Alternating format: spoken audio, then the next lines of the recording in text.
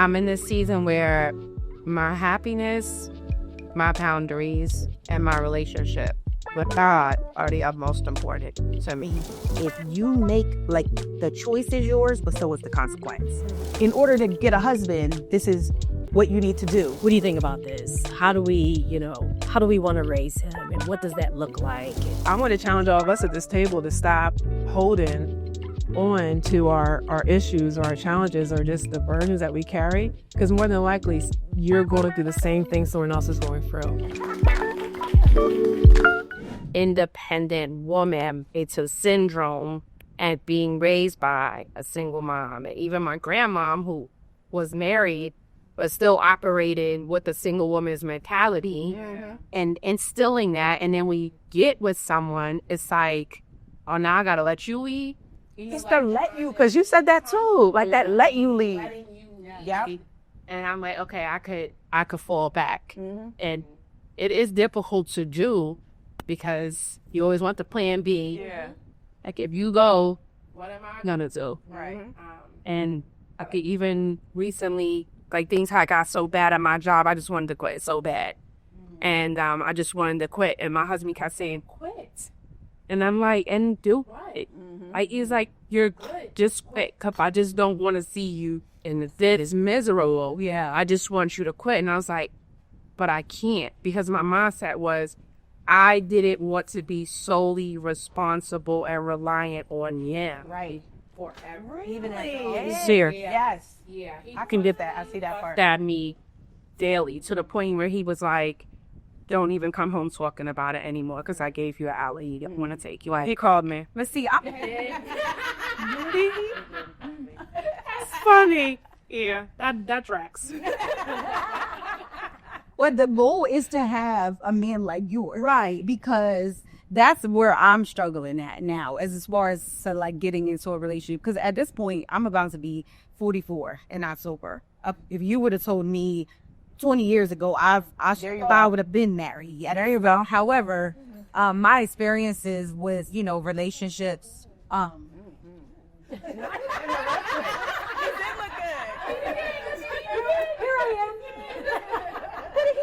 my experiences with relationships have been trying. Like, I asked a lot of questions in the first date, and now I feel like, and this is no shade to anyone, however, this has been my experiences with the guys that I'm dealt with in my past, which has only been about 3 or 4 people, but they have mom issues, and that ultimately result into being done wrong because of, so I feel like I have to ask going forward, like, what type of relationship you have with your mother, because that makes a difference in how, you interacted, you interact with me. But I have a question now. So instead of asking, why don't you just observe? Go to the instance. You just come with the representatives. So it's kind of like you don't know until you know. You're not outside, so you don't know. No, you're not outside. Not outside. Don't come outside. Have you been married? So how long? The one. Right? Yeah. No. 20. No, girl. No. 7. Them girls is grown. I ain't trying. No. Together for like 30 years. No, okay, so things have not changed. I promise you they have not, okay? No, from this perspective. Outside is different. No, hear me out. I may need some backup. Okay, so try this one for size, okay? So when you go on a date, instead of asking questions, right? Because I'm thinking from a male's perspective, if I would have my husband here right now and say, hey, how would you feel on our first date if I came with you with questions? These questions like, what do you think about this? What's your relationship with your mom? What is this? What is that? Those are some heavy questions. And they just want to know if they like you. Literally like you as a person. Right? My main questions are kind of like, are you single? Are you married? Is there anybody that thinks that they're your girlfriend? Yes. Oh my. Yes.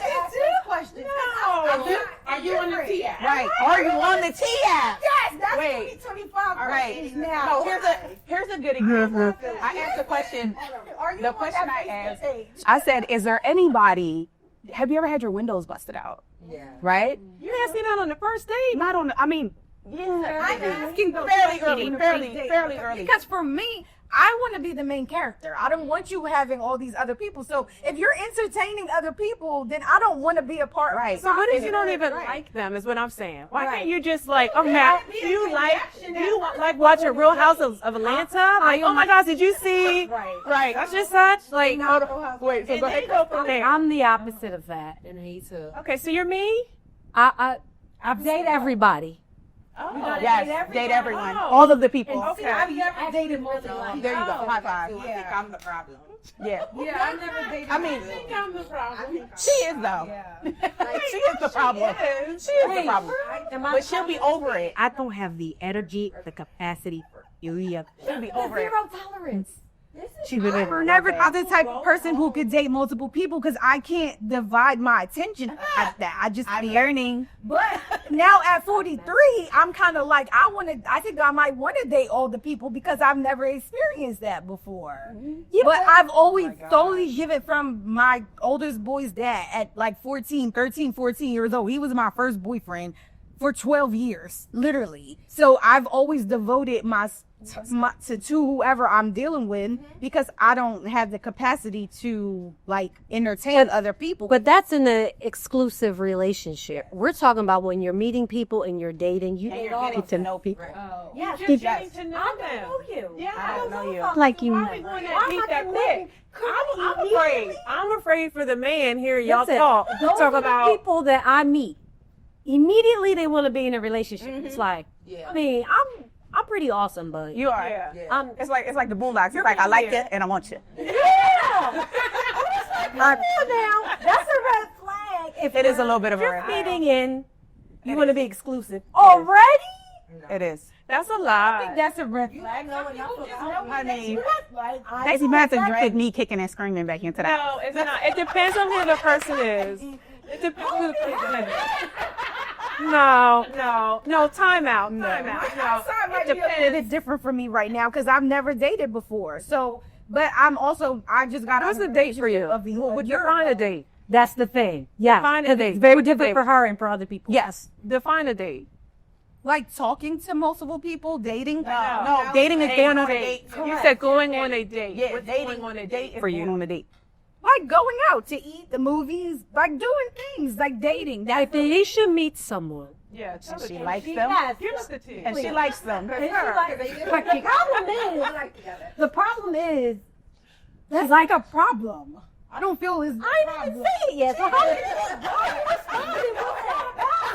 I didn't even say it. It's not a problem. You say what you about to say. Did y'all catch that? The problem is, it's not a problem. But I didn't even, what am I about to say, psychic? Go ahead. But you just know it's not a problem. The problem is, when Alicia is dating, supposed to be dating, she wants to be girlfriend. That's her boyfriend. It's her man. And she ain't talking to somebody else. Hold on. Have I not always She falls in love. I didn't say you didn't. There's nothing wrong That with is- that. So there's something that I want the same from the person. If I'm No, into you you, can't do that, though. Right. but I'm So that's something that I'm unlearning. happens because you don't spend enough time getting to know them. Yeah. It's like we're a thing, we're doing Yeah, it. you can't. So What are our life plans? right. You can't. You should try to unlearn that So- because you give your heart 100% right From away. day one. That's scary for a lot of You people. know, Alicia, You've got to work Yeah, with yeah. as a hopeless romantic, not dating. it is hard. It's hard. I'm a hopeless romantic. Denise will tell you, like, I'll be like, oh my God, like, oh my girl, we have the same favorite Bible scripture. We go together. We go together. And I'm like, no, look, girl. I'm like, no, look, girl. Because his birthday, like, look, his birthday's in 5 months, so this is what I'm going to do. And Denise be like, all right, girl, whatever. And so sometimes, girl, right. So sometimes she'll placate my feelings where she's just like in it with me. And then it's like, because I'm the type of person that I'm in it the whole way until I'm not. It's like a light switch. Yeah, it's like a light switch. Like I'm in it and I'm in it even way longer than I have to be. But when I'm done, it's like, oh, look, a squirrel. Yeah. Like, I'm done. When I'm checked out, it's like, oh, I don't want to do this anymore. That sounds like I'll just put the ball down and walk away. Yeah, but she ride with me. Like, I'm like, girl, this is what I'm going to do. And I'm going to paint. I'm going to get a skywriter. I'm going to do all of these things. And she's like, yes, bro, I found a skywriter. Look. But that's something, right? That's something we can fly the plane, right? It's something that I'm unlearning. And so for the first time, I am like talking to more than one person. And I am going on dates with more than one person. Being honest About gonna be everybody, but I ain't dare me to answer. He just hearing that. You said what now? I need a nap just hearing that. Top thoughts, people? So I'm not talking to anybody, but I think But she is the auntie. Yes. Everybody just leave me alone. I have been doing research to see if I am, what is it? asexual. Asexual. I think I'm learning to be asexual. I just kind of work. Really? So I just recently, Define asexual. like, not attracted, not romantically attracted to anyone. Okay. Everybody. Oh wow. Wow. So I just, within the last week, I just stopped wearing a fake wedding set. Braids.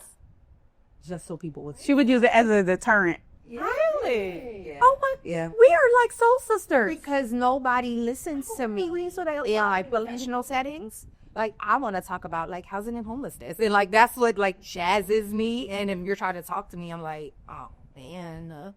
Like, leave me alone. Well, that part is annoying when you're going somewhere professional and they're trying to make it about something else. All the time. But that's all the time. I don't want to talk about, like, romance and feelings ever. Like, Okay. so if we meet personally or professionally and you think I'm married, then maybe you just won't. Or may attract you even more. Exactly. Then if you do try to get on me, then I can gaslight you and be like, how dare you? I am heavily married. We've been together since we were 8. We met by the swing on the rocket bars. Something else on the monkey bar. Right. Go away. So people were just saying, you got to stop doing that. You're blocking your blessing. A ring on that finger. Absolutely. That is my blessing. Leave me alone. And I think for me, I find when people try to, so there are men who will contact me under the guise of like business. And that's the overlay. That's the overlay. Like, oh, I have a question about marketing. Oh, and I seen that you said such and such on Facebook, so that means you're single. And I'm like, that was weird. So did you call about marketing or did you call because I asked somebody to hang my TV up and that's how you knew that I wasn't with the person I was with? But yes, That was strange. that was yesterday. You know? So They was quick. they do So lady did that to me coming to the venue to see it for. And it was the overlay. And I was like, I thought I was ready to start like dating, and then I found out in that setting I wasn't. As soon as he tried to talk to me, I was just like, oh, thanks so for me.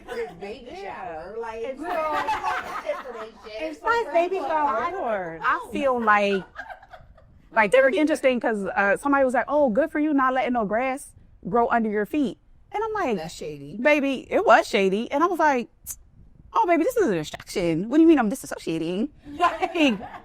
Like, I don't have time to be sad about that over there. If I have this Didn't tell me about that comment. cute guy telling me that I look awesome. So I'm going to go over here where they tell me I look awesome at. you know we gotta rely on you. We gotta rely on you. So what are we saying? What are we saying to the women here? Yes, Miss Relationship Pro. Right. Like Trishon the Cabbage Talk relationship guy. No, Right. I know, but I need to interview somebody. So you right. I can't be copying the boat right here relationship pro. To me about not stepping into something until you're ready to step into it. Like if you're not ready, you're not there. What about asking the hard questions on the first date? I like to talk, so the questions are just, they're natural. I'm initial. So that my demeanor, I'm inquisitive. So I don't know if it would be what's your relationship with your mama. What do you do for Thanksgiving? How do you normally spend Thanksgiving? Like, I be disguise it a different type of way and then start reading between the lines, but interrogation. Yeah. So full out, but I get it, and I do empathize because I feel like at this point in your life, women don't have time for games. I don't at all. Like, what are you presenting? What are you bringing to the table? And then where do we go from here? Because if this is not something that you want, and I think Raquel spoke to that, getting the married, if it's something that you want, please go back to Hinge, go back to the website to look for somebody else. I'm concerned because you know the app names. Who, me? Yeah. I have a 25. She got daughters. Yeah. Okay. It's her research. She's just like, boom, boom, boom, boom, boom. Because I had to talk to her. Yeah. So we had that conversation yesterday, about whether or not she feels as though her father set the standard too high. That's my daughters. My daughters are the same way. Her dad is, Just ruin it for ornamental earth. and that's hard. It is hard. And I think for me, I just find that, like, and I was born without patience anyway. Like, I have no patience. Some people can't hear, some people can't see. I have no patience. And so there was a guy, and he's like asking me questions, and he's like, oh, so why did your last relationship end? And I said, look at you concerned about somebody else. And then he blocked me. So, and he blocked me. I was like, I thought we weren't here to talk about other people. Like, why are you asking me about somebody else? Yeah. So I'm like, But I think that may have been his way to try to figure out what your red flags. what my red flags are. I mean, but she just cut them off at the ankles. I did. But that's my patience, because I Pushed them over. did. And ran him over with my car. Right. Like, Both ways. why? Yeah. Ew, why are you asking me about somebody else? Like, everything gives me the ick. Like, it's like very, very small things. And I'm like, ew. But see, that patience for men, What you want. I do know what I want. it's just for men who are like, I want to live a soft life at some point. I'm tired of Okay, divine soft light. because it's kind of like I said, I've been a single mom since I was 19. I moved out of my parents' house at that age, got my own apartment. I've been living on my own ever since. So even with my older two boys' dad, when he was in the picture, I could never fully depend on him to take care of the household. So anywhere we lived, I had to make sure I could take care of everything. And that's just been the case all my life at this point. So when I'm getting into a relationship with someone like my last relationship, my expectation of a man is like, especially if you have your own place, like, I'm not asking you to come in and take care of all my bills, but my expectation of you is to, especially for a man who wants a submissive woman, what am I submitting to? I had to ask that question. And that's a whole other episode. That is another episode. What But am we I have a little time. Yeah.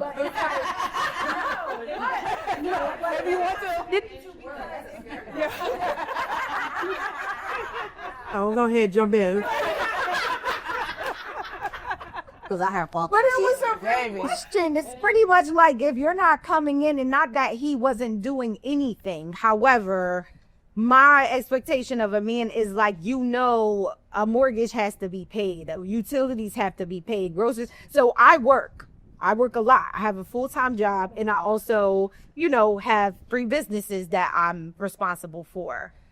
But I do all the other things. I take care of the household. I cook, I clean, I take care of the kids. I do. So you work and I work. So what's the difference between like what you do and what I do that I'm solely responsible for, like taking care of everything? And I want a man who is mature in that area to know, like, listen, this shouldn't all have to fall on you, right? And at the end of the day, that's basically what I'm trying to say. And I haven't come across that type of way. But I agree. Going to be okay. Say that. To be Say it. I want to You'll be struggling. I want to listen.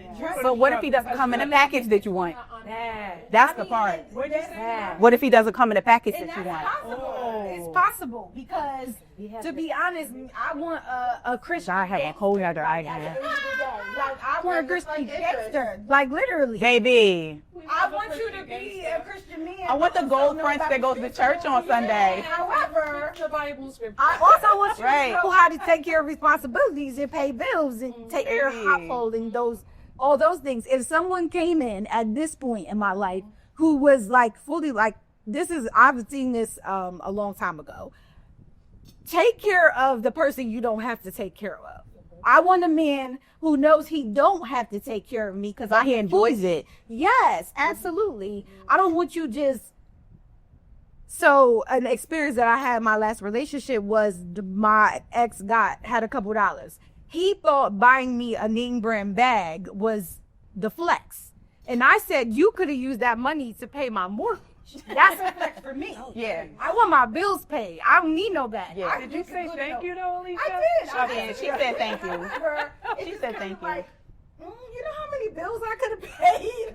But you're at a different, but that's also evidence you're at a different stage in your life. Because at one point, it's like, oh, I remember being like ridiculously excited when the man took me to the Louis Vuitton store. Like, and I'm not that I have a problem with nice things. I look good in a Walmart outfit. It's just how you put it on. But at the end of the day, I've communicated that.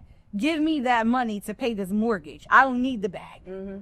So if that's, and it's like, did you get an idea of me that I was materialistic is what I was trying to, because I've said this multiple times, like I would rather I will say, not saying in his defense, however, I would say if he was just looking at like your upkeep and your maintenance of who you are as a person and how you dress and the things that you wear and the things that you like, he may have said, oh, this is on par for her. I'm going to get this for her because this is what I know that she likes. And a more emotionally intelligent thing to do, he could have said, hey, I would like to do this. However, is there anything else that you need right now? Right. That would have been. That was a communication. Like, a mutual reference. I'd rather the household responsibility to be taken care of. I want both. Buy me a bag. I mean, if that's possible. Then The new. this is a soft life. Look, what does that good? Just for me. That's my soft life. I want someone to bring the designer bag with the mortgage payment. There it is. There it is. There it is. I want both. It's both. I deserve both of them. Both of them. Both of them. Yes. That's all that. It was like, I can do both. Let's just people can get it. Okay. Both. Yes. I love you this much. I love you. I want both. Why can't I? Yeah. And why can't I? But I do too.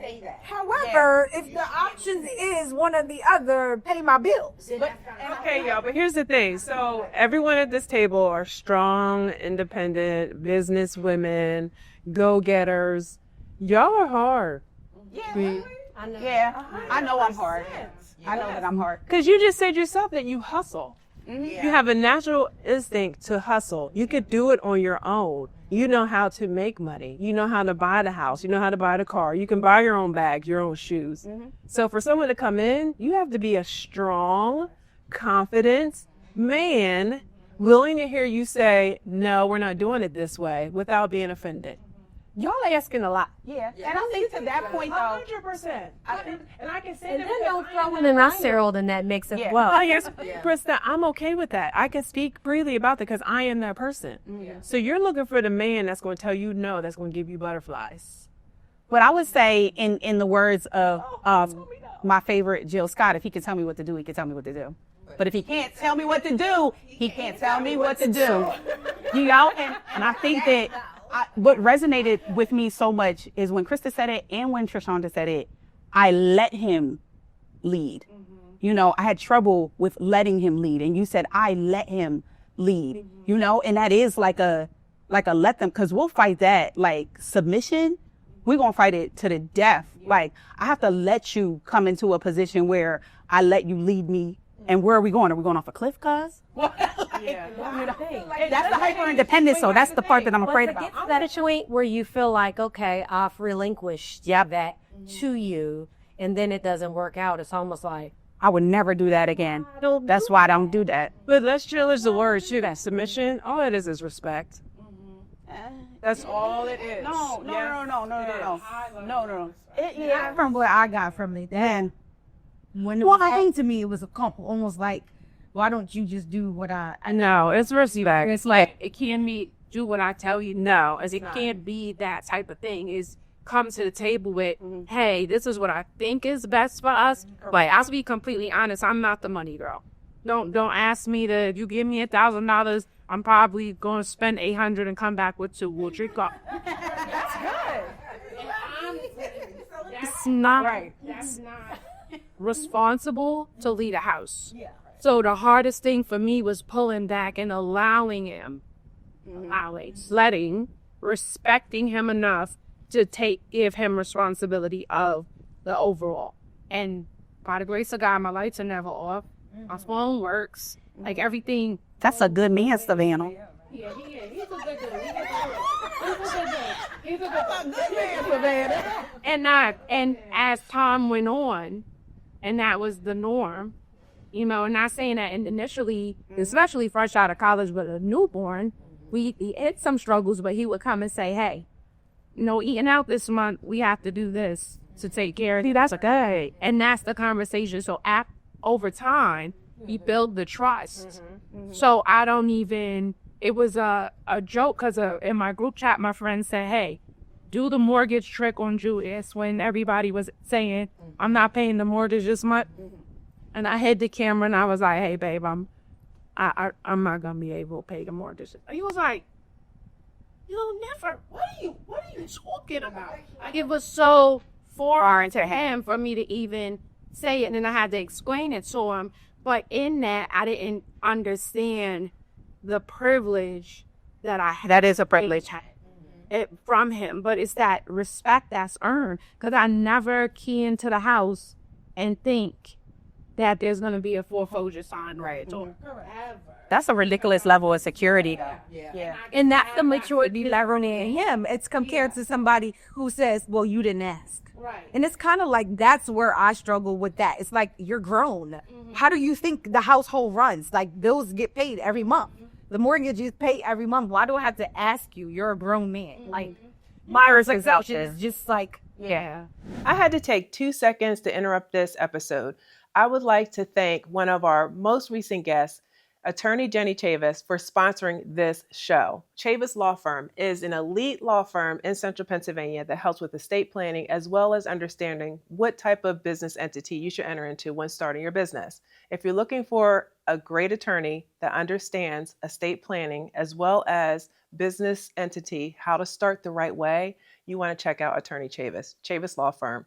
Now, back to the show. So for me, it's like I want the person that I don't have to ask. In a nutshell. And I think too, it's almost, for me, the hyper independence of it is like, I'd be asking the questions because like my grandmother always said, don't go nowhere you can't afford to go by yourself. You know, like don't go nowhere without the money to get back where you came from. Like that type of thing. And so it's like, oh, if the mortgage is $3,000 a month, and I'm like, all right, no, I don't want to move here because I can't afford $3,000 a month by myself. Right. But I got the $1,500 because I got the $1,500. We can move to the house this $1,500 a month because if you leave, I got it. Right. You know, and so I think I have to. That's also something that I'm unlearning, like because that would be like. If you leave, like, what am I going to be able to do? And I know people who have been in situations where their rent might have been, or their mortgage might have been $3,500 a month. And for whatever reason, like their partner passes away or their partner leaves. And it's like, and see, what am I supposed to do? I never want a man to get me accustomed to a lifestyle that I can't maintain on my own. But is that fear-based dating though? Yeah, it is. Like if you are literally going into a situation with the possibility that like I'm going to end up on my own, whether it's death or breakup or whatever. You can actually speak that into executive. Yeah, right. For me, I'm the queen of self-sabotage, but I am also absolutely remedial when I'm in love. Like I love absolutely blindly, which is why I think the balance in me is why I am equally as guarded on the front end. Okay. So like I don't set standards, I build walls. But it's almost emotional manipulation because I always want to see who's going to find the wall and come it. Oh, wow. Because then if you come and climb the wall, I'm like, yeah. Right. Stop building the wall. Right. No. Because the right person, I've got this picture of who the right person is, and he's can't find the wall. And that's just that. Like, and Ronnie does not climb the wall. Like, you're not my person. Right. It's, like the amount of goldless individuals who are scared of gold diggers around here. I don't think my husband did the hair's work. Mine's is E. In the here. I gotta go Outside. Let's try this. Okay, not far enough away. Over here. I mean, they may be watching this episode. How about that? Like, they may just come into your DMs. How about that? There we did. We did. Meet me through my DM. Right. They ever get you through your DMs? I don't respond. You don't respond to DMs? No? So it's like the guy that when you're out and he's like grabbing your arm. If you don't get off of me, Yeah. that's what the DMs feels like. I got you. I want to be here to respond a bit though. So we were talking about, we talked a little bit about money, right?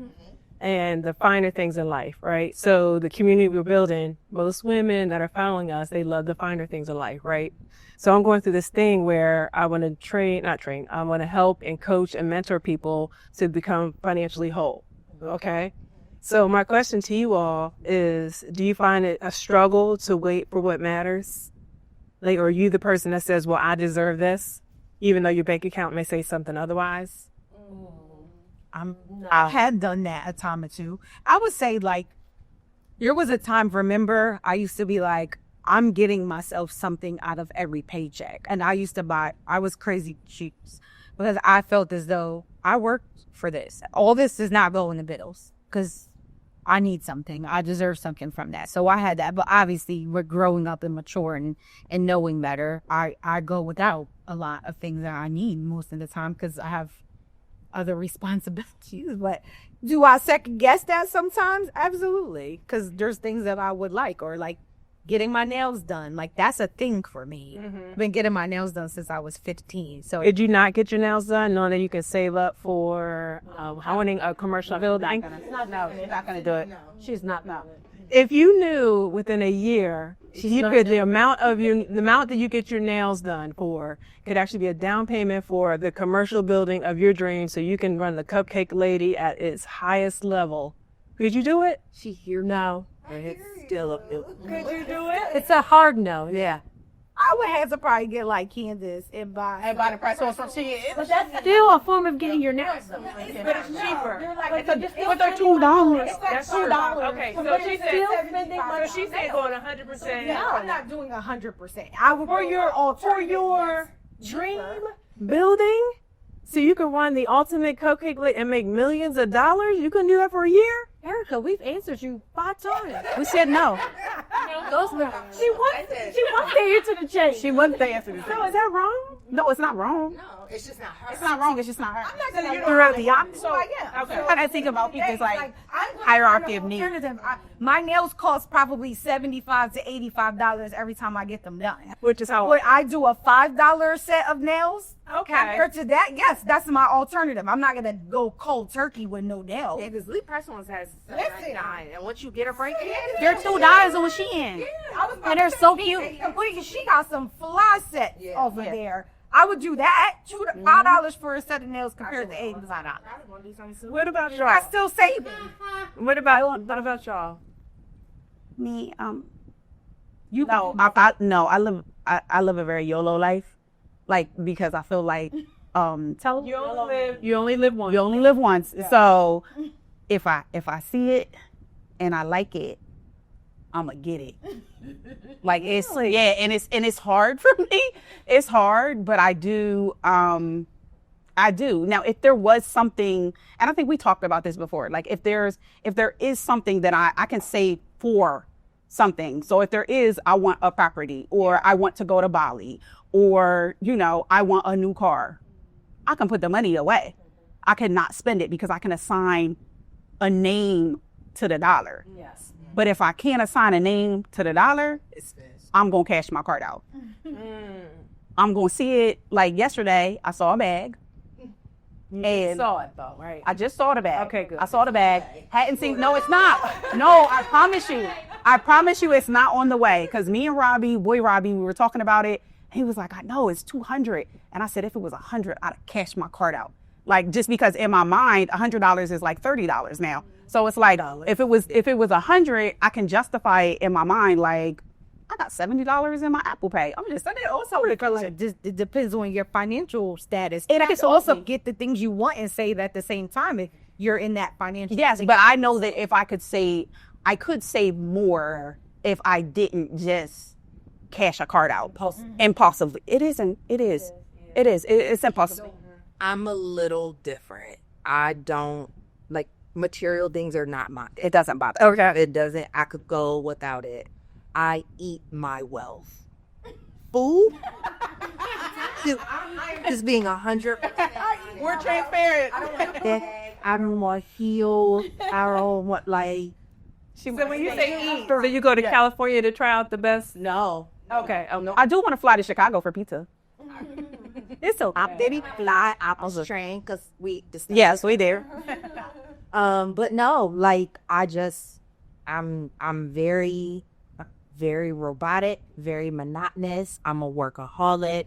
I don't have things to show for, like the money that I make. But also, like, it'll never be a bag. It'll never, that doesn't do it for me. The only thing, like, designer bag I ever wanted was the Louis Vuitton Speedy. Because my cousin Kristen had that when I was young, and she was just the flyest girl I've ever known. Still, fly. Just about this. Still, it's the flyest thing on the face of the planet. It literally Just drips fly. effortless. Big Speedy, so that's all I ever wanted. Right. And I got it, and it was just like, achieved to see. It means something to me, but I don't really want another bag. And it wasn't about the Louis Vuitton. It wasn't about the Speedy. It was like that reverence to like the flyest girl I know. Yeah. That's what it was about. So it's never like material things for me. Okay. My mom, my sister, and I, we wrote a financial workbook. Called Fiscal Sisters. A Black Girl's Guide to Fiscal Responsibility. I love it. I want to read it. Oh, absolutely. And it's literally just how to keep ourselves, on track every month for money. I know all the things to do. But you don't do them, or you just choose not to, or I don't do them because every time I have made an increase in pay, my bills and my expenses More money, more problems. was submitted because it's a mentality. It's not like you can't budget your way out of poverty. So now that I am 43 and I'm making good money now, reason or logic would tell you that like I should have just it should be easy. I could save, I could go to Bali, I could do all of the things. Right. But realistically, I've had a longer amount of time of check to check, to struggle, to hustle than I have of like wealth and six figures. So now the mentality has not caught up to the rates. So what do you mean by budget? You can't budget your way out of poverty. So in my line of work, it is very, very easy to look at folks who are, unhoused or housing insecure and just say, well, you just need a budget. The state minimum wage is $7.25. And fair market rent for a 2-bedroom on average on the low end is $1,500 So somebody making $7.25 an hour would have to work 140 hours a week in order to afford to live a 2-bedroom, and probably not in the best school district. Right. You know what I mean? So like, a budget is not going to help that person. That's them assigning a value to each one of those $7.25 that they come in. That doesn't help. Right. So while we're talking, and this is why I had to wear the rate, because I go off on these tangents. We're like, you lost me.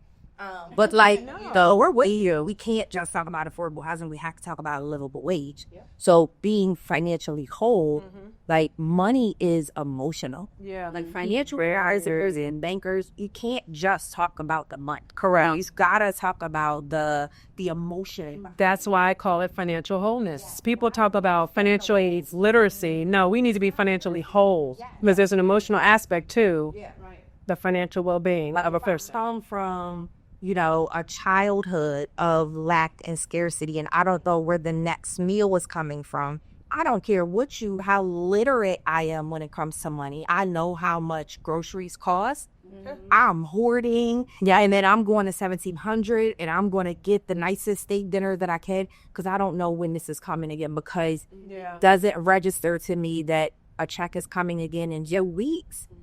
I lived my whole life scared and hungry.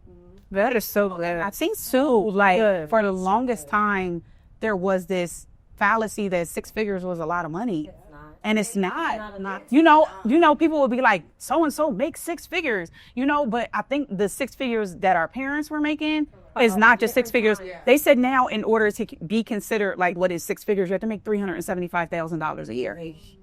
Because, and I remember the first time I made 6 figures, I made $50,000 at work and I made $55,000 in my business when I was working for Techlist. And I was like, well, I don't have no money. Right. Like, and here's the thing, I wasn't even buying. I wasn't buying. It wasn't like I was buying things. I had anything to show for. I was like, well, I don't have no money. Yeah. Oh, I made $100,000. Yeah. Well, y'all got to kick me off the table, probably throw me in the other room because if you have $100,000, right? One, you have to learn how to be disciplined and live within your means. Yeah, it doesn't matter how much money you make, right? Yes. Living within your means, because there's this story of a janitor, right? You ever hear the story about the janitor? He left like millions, multi-million dollars. Oh, to the school? To the schools. Yeah. Living off of pennies, right? So if he can do it, we all can do it. It's all a matter about waiting for what really matters, right? And just living off the basics. But the problem is us as a society, one, we're dealing with social media. We want to flex for the gram and we want to, live the finer things, do the finer things in life, but we're not willing to wait for those finer things. Now, if we do wait for those things, just imagine you can actually do it having peace of mind knowing that, okay, in the event something does happen, I still have money in my savings. That's fair. Right? That's very fair. To make up for it. Like in the event of me losing a job, I have 6 months of wages in my savings account. In the event that something traumatically happens to me, well, I have X amount of dollars over here. I have my health benefits, right? But us as entrepreneurs or independent proprietors, we have to save up for those in case of something happens. So us saving for those incidentals, it makes you wake up with peace of mind knowing that I truly can do whatever I want to do when I want to do it. Oh, yeah, I may not be able to go to Bali this year, but guess what? I could stay home for 3 months if I want to and still pay my bills. That's living life to its fullest. Even at $100,000. What I'm defining, defining well. You're $100,000. No. Hear what I'm saying. I'm directing my question towards, she was saying $100,000, right? You could live a great life on $100,000. That's for that person that would choose this to, right? That's not my living free life number, right? And it's probably not everyone else's freedom number. Yeah, like here, like what's your survival number? Okay, I made it to this number. I'm saying for the person that is that's listening to this, making $100,000, and they feel as though that's all that they choose to make, they can live an amazing life. Yeah, an amazing life. If you have just your necessities. Yeah. Right, for us here, if you're willing to forgo your, because I would like extra little accoutrements and stuff. Or if I didn't have my other things outside of my full-time job, I would. So here's this. Elsewhere. You have a salary of $100,000, right? And you have investments of over here, rental property here, rental property there, a business like ownership in this business over here, and you only bring in a salary of $100,000, and yet you're netting $500,000, and you're only working for that $100,000. All the other things is passive income, right? So we have to start thinking bigger than what what we're doing on a daily basis. How can we live smarter and not harder? Into the chat of scaling responsibly, because you are talking high level. I am. I always do. And that's great. Always do. Be mindful that dragging people up there with you is going to be harder, because we're talking to an audience who are having fish fries to bury people. Investments is not what I'm thinking about. Right. Okay, that's great. And how do you even start with that? How do you start? Like, you're a realtor. You're a 2-income household. You that come from, two good, solid families. Like, what if I was raised out Hall Manor and like the goal was, so when I was at the YWCA as the director of housing, I had 3 generations of one family in shelter. And so there was a grandmother telling her adult daughter to get onto the housing list and just get in and just don't do anything to get kicked out. That was the retirement plan. So when you're talking investments and $2,000 and just making sure that we are scaling responsibly, and like we might just have to talk about a $10 a month Gerber policy for the kids. Right. And that's where we start. And learning the difference between term and whole life. Right. That's where we are at with some of the folks in our families, our colleagues. So just making sure. Some people are in a place where they can't even do that. Correct. I can't afford an additional $75 a month for life insurance. And my good. Unfortunately, or I'm getting it through my job, and which is like our 10 cents a patient. But it's your nails. You just think it's $75. Right. So just making sure that I'm not saying me. the funeral. I mean, our conversation is like that. So that it is easy, because nails aren't my thing. I can invalidate or trivialize, and you are saying like this. I think that's the beauty, though. I think the beauty is in the message is going to be received by the person that is for. Right. So the person that is not able to understand it, it's not going to resonate with them. Right. And that's okay. That's what makes the platforms that we have so beautiful. Right? Because you can reach different people by the different messages that you have, and you're going to create the community that you choose to build. Absolutely. Yeah. So I think you're hitting a great point. Yep. And the person that's going to resonate with this is going to be that person that does understand whole life policies, right? Or term life policy. And nobody advocating doesn't want to be able to do the things they have to do. But I don't want to go to work every day just to pay bills. But I not be able to go get my nails done because that's something that I like to do. But in general, it's just kind of like those Madonna went to the floor. I think too, it does go back to your hierarchy of needs. Like, what is the way you were raised, and what are the things that are most important to you? And I think we can honestly sometimes, and it's unfortunate, like we can see that, and you probably see it all the time as a teacher, the way that people go off about prom. Like, you didn't have it. You don't have it. In my mind, You didn't have it. You don't have it. It's $3,000 on an Aston Martin, and $5,000 on a dress, and $600 on your nails, and $700 on your shoes, on your hair. And so it's that. But to Denise's point, it's like, but there's a GoFundMe. But you spent $10,000, and it's interesting because a few years ago they did a documentary on Black prom culture, and Stilton was featured because the whole town shut down. Stilton's so serious about prom. Yes. Okay. So serious about prom. But and I said, no, I love the name. I would love the name of the documentary. We could find it. We'll find it for you. But it was so interesting, and I was like, if I ever had to write a dissertation on like prom culture, I think a lot of times for Black folks, and why they spend so much and why they go off like that, is because that's all you ever promise. Like living in this neighborhood, that's all you ever promise is graduation, baby. If I could get you to the stage, because they're not making it past the stage. So many of them are not making it past the stage. But if I can get you here, I may not make it to a wedding, but I can make it to prom. Your baby shower. I say that about the baby shower. I think it's great.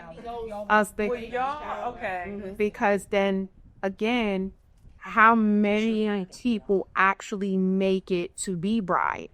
So if I'm definitely going to be mom, so let me turn my baby shower into my bride moment. Is that though? Yeah.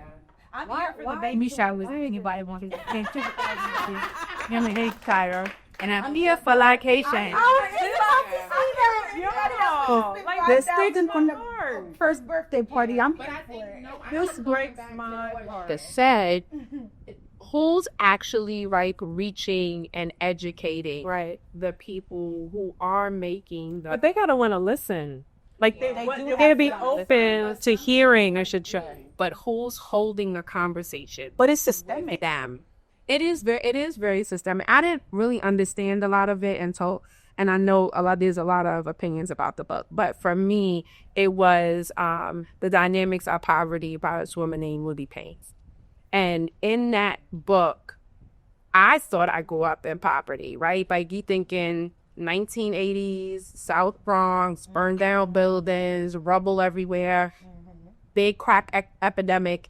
And then I'm in college and I'm reading her book and I'm like, whoa, I was not as in poverty as you could. Yeah, right. Reading the novel and then seeing some things in there. So, but the conversation with the people on that level, no one's really having that conversation. The conversation going to college was my uncle saying, don't get no credit cards. Yep. Yeah. Mm-hmm. Well, I have one. Why not? You don't have a credit card? Oh, no, she doesn't have a credit card. Wow. Because I don't trust myself with it. Well, you know your limitation. Like, so then everything becomes an emergency. Right. I'm only supposed to this for emergency. Get a self-control, but Breezy Bowl ticket. That's an emergency. Yeah, it's not an emergency. No, you're right. Don't get it crazy. Look. And I also raised with the son to fix it. Now, like, all I ever wanted was for him to have a relationship with money. So I feared money, and he controls it, but he's like obsessed with it. Yeah, making money wherever you go. Yeah, so now he's going to be a CPA. And it's tied to his OCD diagnosis. So he got numbers and patterns. He didn't get the good kind. So it's the numbers that matters. So when he did 10 days at Lexter Behavioral Health, suicidal ideation and attempts, he comes home. And so I'm walking on eggshells, for a while. But then I'm, typical Black mom. With me, you, and this depression and this OCD, we got to figure this thing out, right? So we had to figure out how to dovetail what people called a diagnosis into actual life. So I stopped calling it a diagnosis and I called it a superpower. So what is your superpower? So now he's in his senior year, going to me an accountant because the numbers call in. So that makes sense. He used this to our advantage. So just being able to really change that dynamic for him. When you transfer, you're not afraid of money, but I was so used to, being creative and we would camp out in the living room. Well, the lights took off and that's where all the day was, turn the stove on, open the door, the oven is going to heat the downstairs. Yep. Let's build a fort. Yeah. Let's light candles. Girl, guys, they're gone. Exactly. Right. And so he now at 21 is like, oh, my lip was struggling. Yeah, right. Yeah, a little bit. But and now could grab we like fun and then breakfast for dinner. Right. Make these big extra. Baby, because I thought that was there. No, and see, I didn't know. I didn't have a struggle life growing up. Me either. But my parents did struggle financially. I just didn't know that until I became an adult because I didn't miss nothing. I'm same here. It's nothing needed too. Everything we needed, everything we wanted. My dad's I'm the only girl, and my dad don't play about me at all. And he's still to this day, but my dad does stuff for me because I don't ask. My dad's like, you work hard, we do a lot. My dad will call me up like, come down here because we're going to Woodbury Commons. Woodbury, and he'll tap me in. Now, that's that type of person who will be like, I want to buy you a bag today because you work hard, you don't ask nobody for nothing, and I just want to do that for you. And my dad's like that all the time.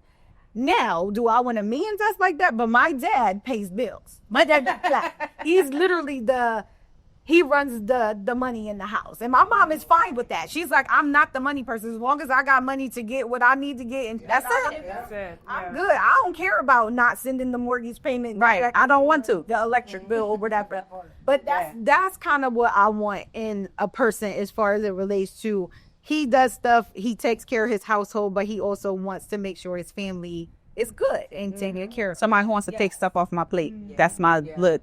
Here, I seen this was on your plate. I want to take it off. Yeah. Even as speaking of, you brought up the mental health aspect. I'm new in that, dealing with that with my youngest son. Whew, honey. Because the first thing you be like, oh, my child ain't going on no medication. Because I literally was like that from the door, like no medicine. However, I had to learn that there was a chemical imbalance and there was no talking that out of him. Yeah. So I'm glad that I followed through with getting him what he needed, because he's doing amazing. Because a couple of years ago, Jesus Christ, I was like, you about to be home, sir. It's just so hard. Yeah, it was a lot. Yeah. It's a lot. We were talking about grief earlier. You know, I have a different relationship with grief as well. So, like, my son was assigned female. So, like, I have been grieving, and that's my only child. So I've been grieving the loss of my daughter, him, but it's not a death, right? That actually happened. Right. So, like, I have to be mindful of, like, girl, like, he's sort of also best friends, physically lost a child. So be mindful of kind of toss them out in there, right? But, like, there is still a space for, like, oh, okay, I agree what I thought life was going to get. But it's stress. Yeah. And that you know, it is. It's been a journey. I was going to ask, what was that? How is it? Like, what's that experience for you? And what advice would you give a parent that may be going through the same thing? I would say, so I used to say to him all the time, I love you always and always. And a lot of times, something happens in our life that really holds our feet to the fire. So don't see something that was like, she mean it, right? That mean, because I'm sitting here, I love my child. That's my baby. That's my holy baby. But then when it's at my door, I'm like, oh, okay. All right. Yeah, we got to figure this thing out. But, like, I'm being that thing. Like, that's my only child. So I have had to find spaces where I found myself, like, thinking for people. Like, there were certain people that I knew, well, they're not going to be okay with it. I was literally, I'm going to say that, because you're fully okay with it. I'm fully, like, you navigating other people who are not. Was it a process, though, to be fully okay with it, or was it something that you accepted right away? It was a process. Yeah. It was absolutely a process. It wasn't long, but so I never had braces, but a lot of times I compare it to, like, the first day with braces.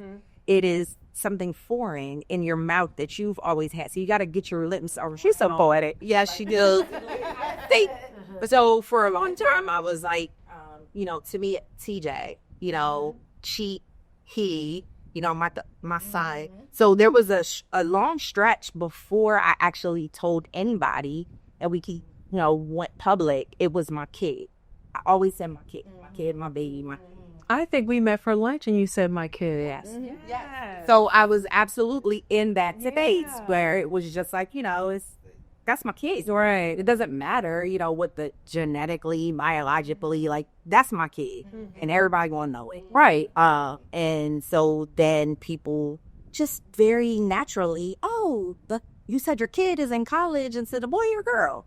And then I would be like, oh, okay, so... But then, it just rolls off my tongue.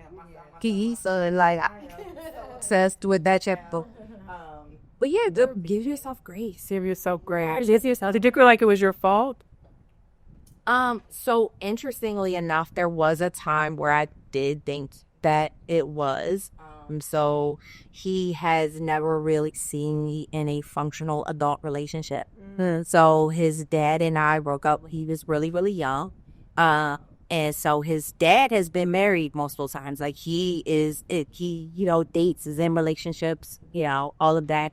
And then on the other side of the spectrum, and because I was the custodial parent, I've always said I somehow kind of forced his hand at being the man he didn't see. Oh, Jesus. And that was hard. Wow. That was difficult. But, it's not... how I got away from thinking that it was my fault is there's nothing wrong. Right. Correct. Like, it's not a sickness. If anything, I give him so much credit for staying and fighting through. He's been tortured. I had the luxury of being born in the body that I feel comfortable in. There has been a disconnect just about his entire life, that he feels like he was born in the wrong body. I put in the magic, right?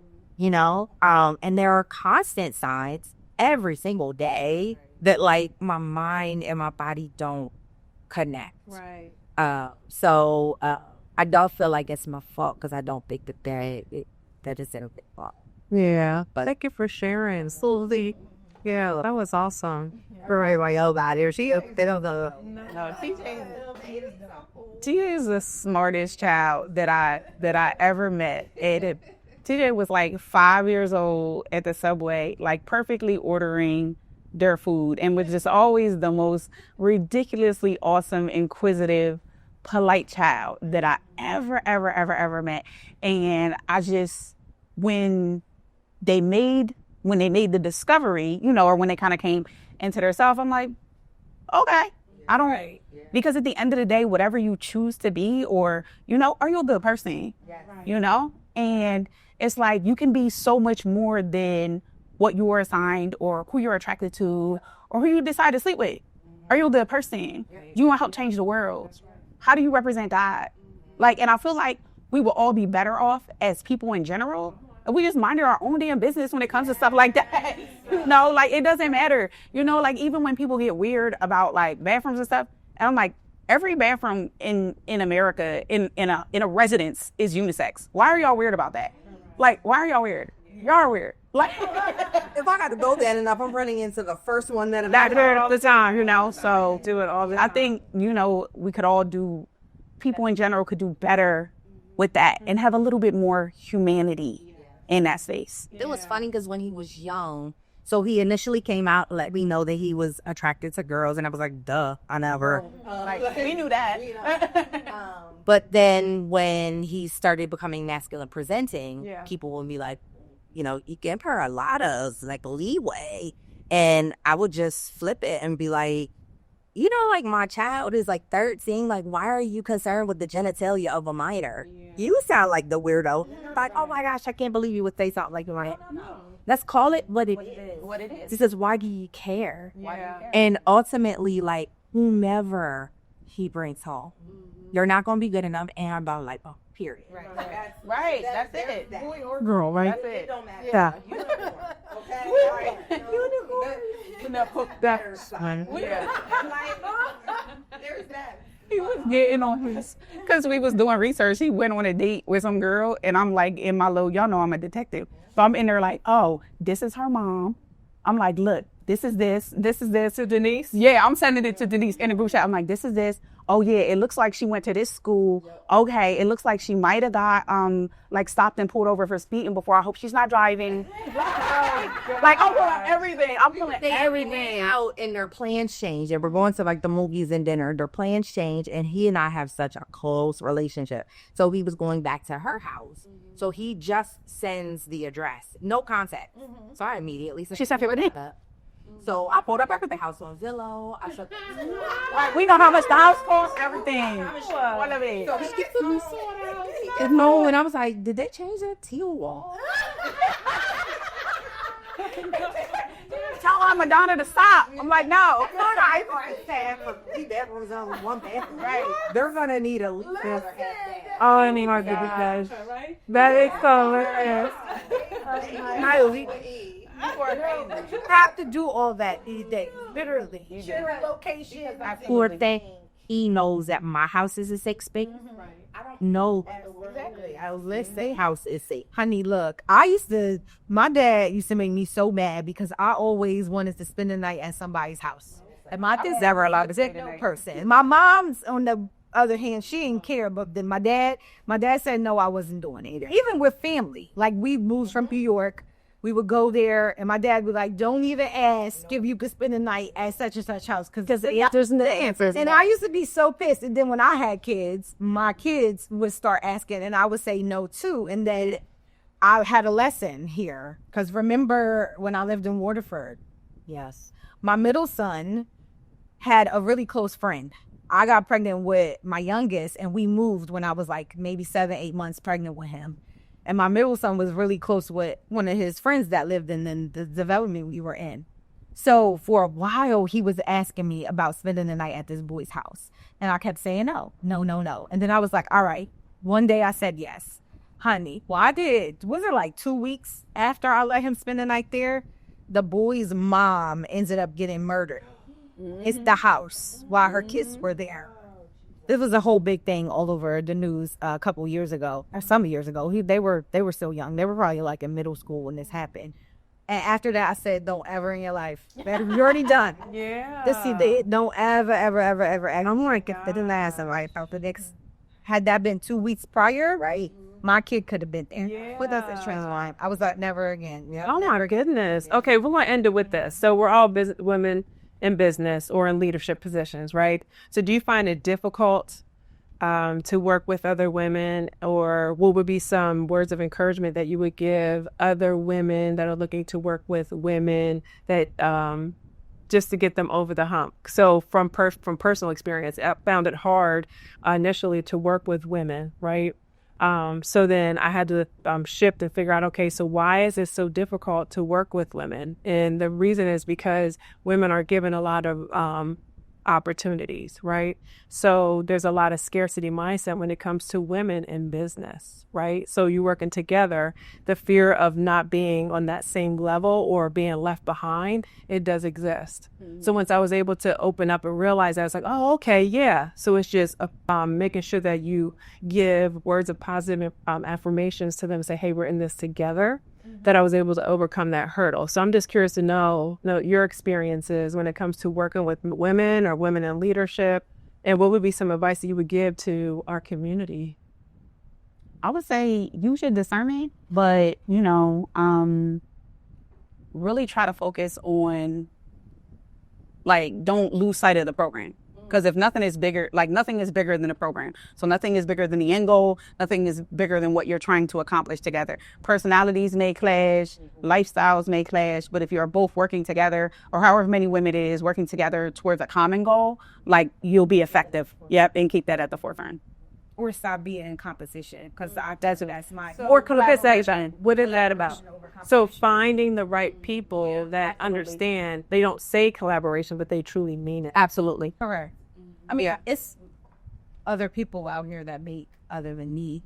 I don't feel like my product is someone else's product. You know the difference. However, I don't have a problem being in a space or working with other event planners or what have you.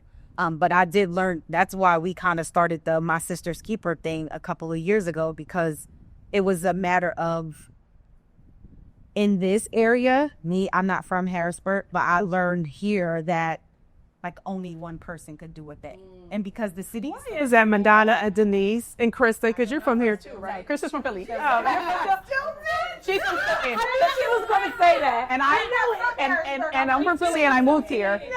But my family is from here. No one wants to own it. Unfortunately, and that's why we started the My Sister's Keeper thing, because we wanted to foster the collaboration over competition. We're more powerful together than apart. So I love the fact that there's other bakers and other event planners. I do my own thing. I feel like I'm in my own lane. I don't really worry about what other people are doing. Oh, she's doing that and that looks like that's working for her, so I should try it. I stay within my lane of what I like and what I'm comfortable in, especially when it comes to baking. There's so many other things that I could do, and I'm also very mindful of what other people do. Yeah. You know what I mean? She will definitely, yeah. And then she puts these boundaries on herself, because blah, blah over here is doing that. So I don't want to do that. And it's because I had a bad experiences where people who were actually even my friends fell off because of but we're not even in the same lane with what we do.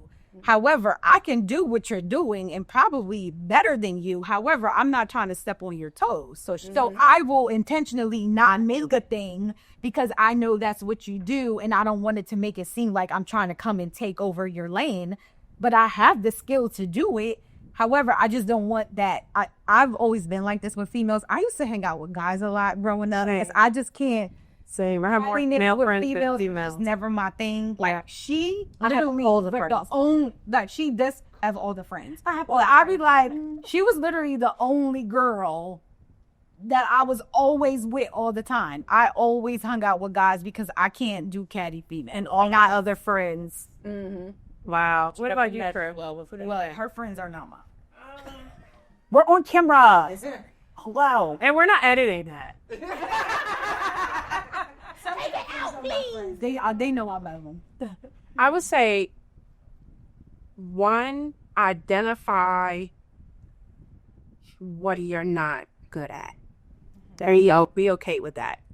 If you know that this particular thing is not your thing, say that. Yeah, it's like I had to say to someone that deals with the money when I became leader of an organization, hey, you know I'm not the money girl. Yeah, I was honest in that conversation. I just need you to show me some things and teach me some things, which meant humbling myself. Right. Admitting an area that I need to strengthen, but now that she knows, she's giving me the guidance so that I can become. I love that. But being okay admitting that, because I think a lot of times, especially women of color, we want to throw this cape on and act like we got it all figured out. And then the business starts crumbling. So must throw these areas that, no, you don't have it figured out. So be okay with handing that expertise off to somebody else that has the expertise. That's person, they're holding yourself accountable. That was my fault. My bad. I meant to send it. I should have sent the email yesterday. I didn't send it. And people respect when you do that. I remember someone had like this big position and she was supposed to do all the things and get a certain amount of money, and it didn't happen. And I watched her stand in a room and tell a bunch of people, like, hey, this is what I was supposed to do. I was not able to do it because of these things that were going on.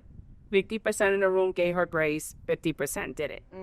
And I just remember saying, if 100% in the room gave her the grace, then the following year she would have been able to come back and do it 10 times better than before. So just remembering, hold yourself accountable, admit to yourself, I'm not good in this area, be okay with handing it over to somebody who you know is going to get the job done. And then also, don't keep the petty out of the business. I think a lot of the times we forget to keep the petty out of the business. That benefits no one, not the customers, and education, not the students, because you're being petty. Keep the petty. Petty and leadership do not align. No, we're living it. Yeah, it does not align. Yeah, so keep that stuff apart. Keep that apart because it's not going to be to the benefit of the business. And so did you know what she said about the being in your own lane? That's me. I'm a referrer. You come to me at a bigger respect, and I'm like, oh, I don't work with fondant. Yeah, I don't do this, but I can refer. I'm not that person that's going to take the order because I just want the money. Okay. And you have one of those, this is what I asked for and this is what I got. Type. Your reputation is every for like crazy. I like, oh yeah, I'm not. And there's times where some people have come to me with stuff where I just kind of was like, oh, I haven't done that yet.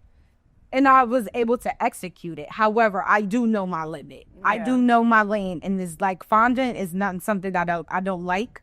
And I'm not interested in working with. So I'm not going to experiment on anybody's order. I know someone who makes beautiful cakes using fondant. Here's their information. Yeah, 100%. Krista, what you got? Leadership. We've said so much. She is not ready. For me, if I jump in, respectfully, I don't have competition. So I got to give credit to my dad. So my brothers played basketball, one played football as well. And some lists had come out, much like the one that just recently came out. Yeah. They had come out and they were both on the list. And so we're all excited in the family or whatever. The next day we go into the bathroom and the list is cut. The paper is cut. And it is only the person who was before each of them. What? Taped to the mirror. And we're like, what is this? And so my dad explained to both of my brothers, y'all were so busy wondering about who was number one. You can't beat him until you beat the person who was right in front of him. That's right above you is who you got to overtake first. Yeah. And then you very loud get into number one. So when I say I don't have competition, that's what I mean. I have got to learn the discipline for myself. Yeah. Like, I'm my biggest competition because I procrastinate. I don't, I'm scared, I'm scared to, talk in public, like all of these things. So like, I don't see someone else in the same lane as me as competition because I haven't mastered me yet. Like I am the person taped to the mirror that I have got to overtake and get better than before I would worry about any other executive director, any other editor. Like they're fine. Maybe they are secure in their spot because I haven't gotten better and beat Denise. Yeah. And if everybody was that way, it's a beautiful world. You're right. Well, that's awesome. It's the beating Denise. Yeah. Because we're our biggest critics. Yes. It's We are very hard on ourselves. Yes. I will talk myself out of anything. Right. So I'm great. And I was just about to say that. I'm kind of like in that season of just having grace with me. Because like you were saying earlier, there's so much that I feel like I need to do. And I feel like I have not enough time to do everything that I'm trying to accomplish. So it's like we're trying to, do so many things and wear so many hats and be everything to everybody.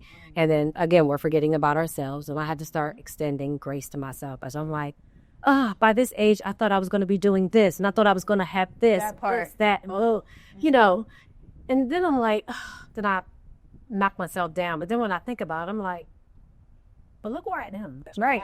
Look where I came from. Brag book.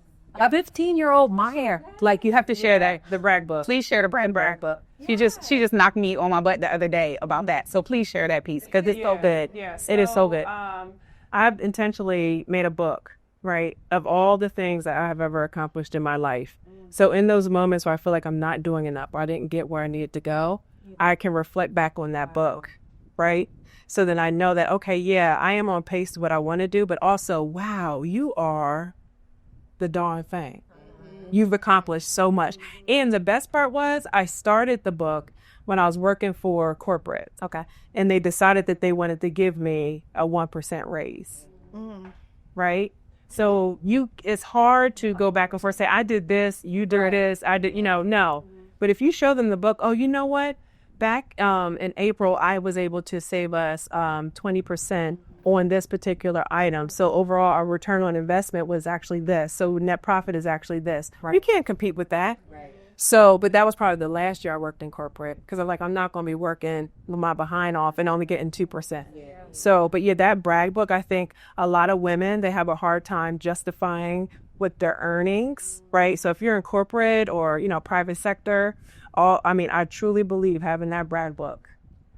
So you can take it with you. Yeah. I mean, even Jen, your evaluation conversation. Right. In my evaluation conversation with myself. Yeah. Absolutely. Yeah. Because, and that's what she told me to do it for myself. Yeah. Well, I started doing his journaling about just me personally, stuff with my kids, just everything. Because again, trying to give myself that grace, I'm like, oh my, that middle son of mine, excessively right. Say every way possible. Mm-hmm. And in my head, I'm just like, if I could have had the life that you had, you were set up to be successful. You graduated high school with an 800 credit score. Mm-hmm. Like, how does this happen? And then here we are. Mm-hmm. So I started journaling so that when I kind of get in that space, I can kind of go back and I'm like, ooh, yeah, I remember that day. Yeah. Because I cried myself into a nap. Seriously. And I remember that day. I remember that day because I had champagne that day. Yeah. It's a day party. Right. It was an all-day party. I had an all-day party this day. And then I'm like, wow. Yeah. This is where I am today. And to reflect back on where I was a week ago, a month ago, a year ago, 10 years ago, I'm like, Krista, you're amazing. Right. But I forget. You're amazing. I will forget that because I'm here, I'm there, I'm filling in for an employee at a building, I'm showing up at the school, during the day to have cookies with the kids, whatever. Mm-hmm. I'm just getting pulled in so many different directions. And then when it's time for me, it's like, I'm exhausted. Mm-hmm. I just want to go to sleep and do nothing and then do it all over again. Yes. And then weeks go by and you're like, what have I done? I feel like I haven't really been creative. I've been in another space where it's like, where's my creativity? Right.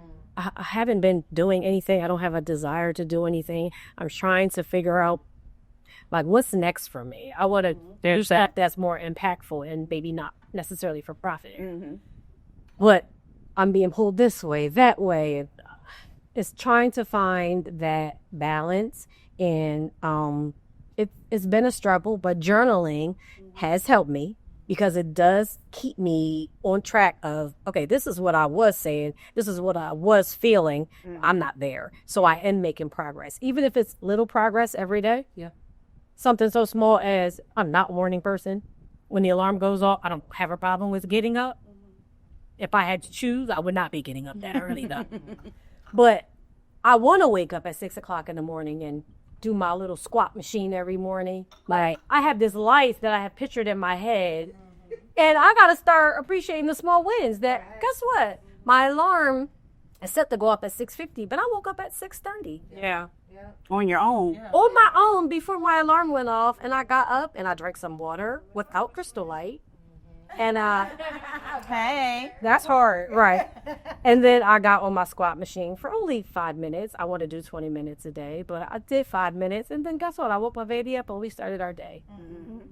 And that's good. That's the stuff I used to take for granted. Yeah, and that's good. Right. It is. It is an Them that are treated like a tie. Like, we're supposed to give God our first work, right? 10%, pay him first. We don't pay ourselves, whether that is monetarily, whether that's our own creativity, our energy. Like, we are so conditioned to give ourselves the scraps, if there's any of that. You know, like, that's where ain't left over you. But it's like, you know, Fantasia says it about the overflow. Everybody else gets what pours out of them.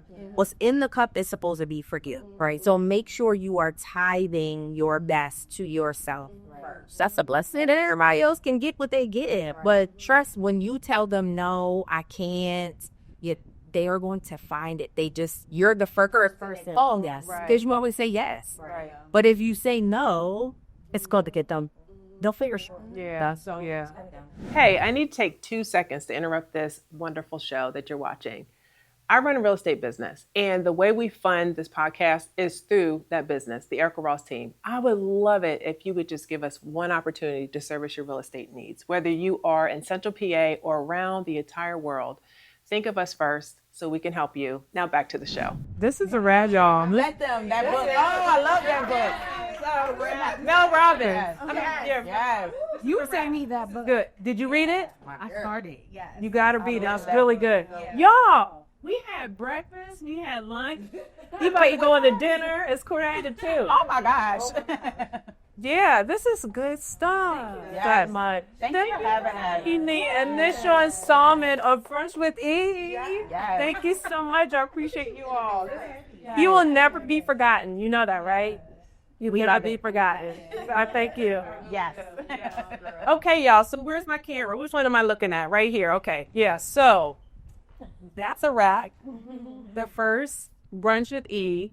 I am so overjoyed about the conversation that we had. So this is what I need you to do. I need you to subscribe. I need you to share. And most importantly, I need you to comment, because I'm looking forward to seeing you and meeting you in the comments. That's it. Hey. And we finished on time.